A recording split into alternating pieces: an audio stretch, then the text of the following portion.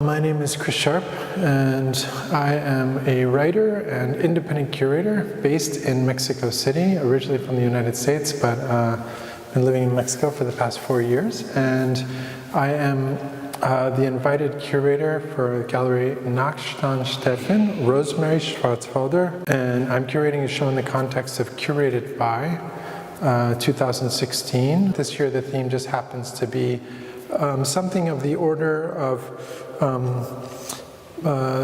homage, this idea of making an homage, and then also how artists are liable to create their own art historical or historical origins for the way they work. With this in mind, I've curated an exhibition called As If in a Foreign Country. The title comes from the opening sentence of a novel by the English novelist L.P. Hartley, in which he says, the past is a foreign country, they do things differently there. What I wanted to do was create an exhibition where you walk in and you're not quite sure what time period it is. A lot of these works have a really strong relationship to European modernism. So these different artists, I think, are playing with this idea of foreignness as something that happens in the past, and foreignness that happens, something that happens elsewhere. And I would like to argue in this exhibition that there is, to a certain degree, no such thing as foreignness anymore, that, or the exotic, that these kind of different references are actually somehow domesticated, like this exhibition is domesticated, or the works in it within the space. The centerpiece of the show is this large painting by Patricia Tribe. Patricia is an American painter based in New York. Her work is all about motifs and repetition. So you see a lot in the gesture. The best way to think about her painting is really in terms of like calligraphy or Chinese ideogram writing. Here I am standing between 3 small-scale ceramic sculptures by the American sculptor Arlene Shishect. These, I think, are really strange, funny, kind of light-hearted, small works which combine different elements and really nice glazes. These are all artists who are really working with materials, color, media, so on and so forth, in the sense that what they're creating is not about self-expression, but it's about how the materials express themselves. And I think ceramic is a really interesting medium in this respect, in that you can invest what you're making with a certain sense of intention, but then you put it in the kiln and something totally outside of your power happens. So the actual form changes, the different glazes, and sometimes what Arlene does, she'll put a glaze on a given sculpture, put it in the kiln, take it out, add another glaze. So there's kind of these different layers. This is a new work made for the exhibition by Michael Berryhill. Some of the things that make his work so special are his really unusual palette. He's a great colorist. He's somebody who's thinking about color in really unusual ways, that has a really nice relationship with art history. And the way he works is he will he doesn't stretch the painting on a canvas, but puts it on a wall, and you can see that it's really labored. So there's like a lot of, it's unprimed, and there's a lot of paint added and kind of scraped or scumbled off, and then added again. So you have these kind of layers. It's hard to see where the actual picture plane is. It seems somehow transparent, and to even kind of float in front of the canvas. And in terms of like subject matter, I think it's really interesting as well is that it's actually hard to say what you're looking at. Here we're standing in front of a work by a great Norwegian artist who's based in Kristiansand, Norway. Her name is Cathrin November Høibo. She is a sculptor who works with a lot of different materials, textile. What we're looking at, this kind of abstract, or it could be something between an abstraction and a landscape. In terms of the autonomy of materials, you'll see different strings or kind of pieces of cloth are hanging down. They seem to have fallen out, and these are what you typically refer to in the discourse of painting as kind of happy accidents. And these are accidents which she just kind of allows and let's exist. We've paired this work over here with this great small ceramic wall piece by the American artist Polly Apfelbaum, who is also based in New York. Polly is a painter who is known for working with painting in a really expanded sense. This is a really amazing small piece with this kind of really beautiful glaze and kind of waffled surface. The actual forms, the abstractions which you see in the glaze, or the structure in a way mirrors what's happening in this abstraction here. So even though the palettes are very different, they have a kind of relationship and they speak to each other. So here we are in the second room, where I think the mood changes quite a bit. We're standing, or I am standing, rather, between two works. On my right is one of three sculptures by Sonia Leimer, Austrian artist based here in Vienna, who works with sculpture and a variety of materials. This is one sculpture bench, two of which you see in the first room that are placed always in the same place against this kind of column-like wall. And I've placed this for a very specific reason right here, because these kind of really simple and strange and wonderful little works are, like a lot of Sonia's work, kind of play with kind of functionality, right?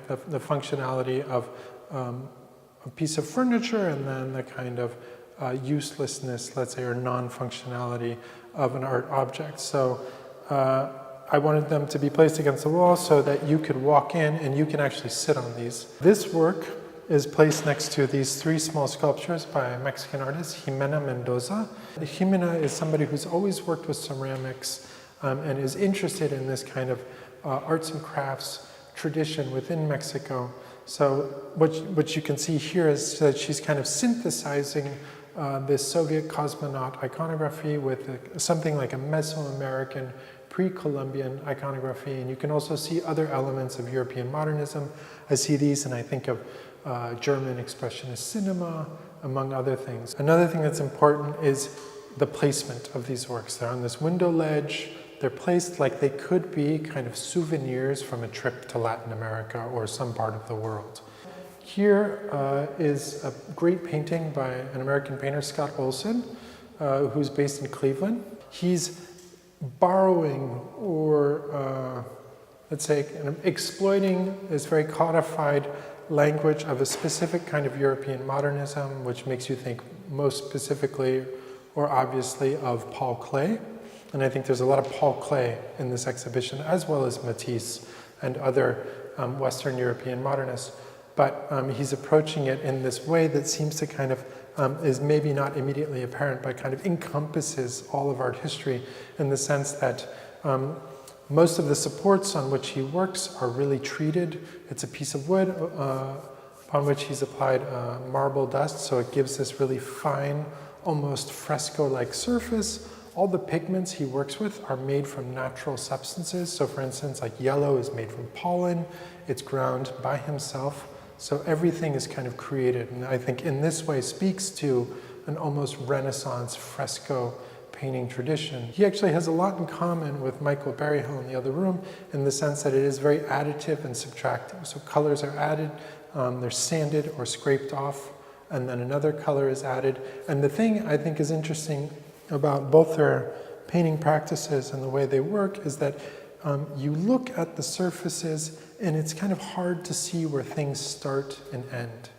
Behind me on the back wall are three specific objects by Mexican artist Rodrigo Hernández. Rodrigo is a young artist in his early 30s, and he's somebody who's thinking about art in really fundamental terms, and that he's using and confusing deliberately these very classical fundamental media such as drawing, painting, sculpture. And this is something you see totally synthesized within these objects on the wall. Many people are surprised to learn these are made from paper mache and then covered with a special really durable, anti-rust automotive paint, which kind of gives them this metallic character. I think people see these and they tend to think that they're kind of hammered metal or something like that, when in fact they are paper mache. He's somebody who thinks about Paul Klee. I think these works are also responding to Italian futurism. And then again, akin to Jimena Mendoza, he's drawing upon Mesoamerican, pre-Columbian iconography. He's really interested in kind of Olmec Mexican artifacts or idols, so on and so forth. And then at the same time, another important reference for this work, I mean, Matisse is obvious, but another important reference is a Mexican illustrator and caricaturist, Miguel Covarrubias, who was really active in Mexico and the United States in the 50s, who also was an ethnographer interested in Olmec culture, so on and so forth. So what Rodrigo is doing is drawing upon these different sources and I think synthesizing them into a very personal, idiosyncratic language which investigates the very nature of art making in like this really fundamental way. And that you look at these and you actually, they're super simple, but you don't know what you're looking at. To conclude this room, I'm standing here by a small work by a Mexican-American painter, Aliza Nisenbaum. Aliza is one of these really interesting figurative painters who's kind of playing with the boundaries between figuration and abstraction, obviously going more towards figuration. The subject matter of her work is very much about intimacy. So these signifiers of intimacy, the paintings themselves tend to be small scale, around this size, sometimes bigger. She's recently started to scale up a bit, but in general, small. And the subject matter itself ranges from floral still lifes to kind of domestic still lifes, to handwritten letters, or to these kind of envelopes, invitations, which you see here, to portraits in which her sitters actually sit. So she paints from a real sitting subject.